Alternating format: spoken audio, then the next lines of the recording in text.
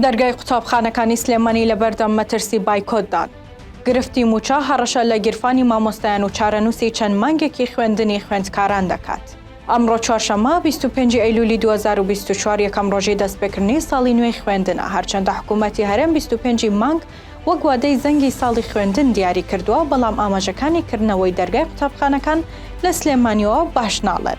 بۆیە مامۆستایانی ناڕازی لە سلێمانی پێش ساڵی نوێی خوێندن زەنگی هەڕەشیان لێدا.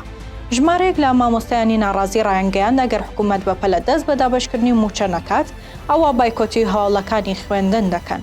ئەو مامۆستا ناڕازیانە ڕاشیانگەیان دەبێت حکوومەت داواکاری مامۆستایان بۆ دەستپێکردنەوەی پلەبەرزکردنەوە جێبەجێ بکات کە ساڵی ڕابردوو بەڵێنی جێبەجێکردنی و دەستکردنەوە بە پلەبەرزکردنەوەی دابوو. مامۆستایان ڕوویان لە هۆڵەکانی خوێندنگاکان کردووە.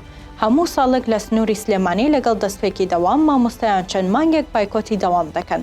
ئەوەش مەترسی بۆ سەر پرۆسەی خوێندن دروست دەکات. بەم هۆیەشەوە خوێندکاران چەند مانگێکی خوێندنیان دەبێتە قوربانی و زیانیان بەردەکەوێت.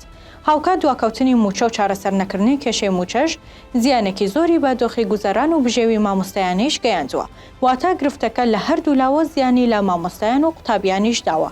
بەمەش پرۆسەی خوێندن لە سنووری سلێمانی ساڵانە زیانی زۆری بەردەکەوێت. لە بەرامبەردا حکوومەتی هەرێم بەنیازە لە چەند ڕۆژی داهاتوودا موچەی مانگی 8 دابەش بکات و لە 2 هەفتەی داهاتووش موچەی مانگی 9 دابەش بکات.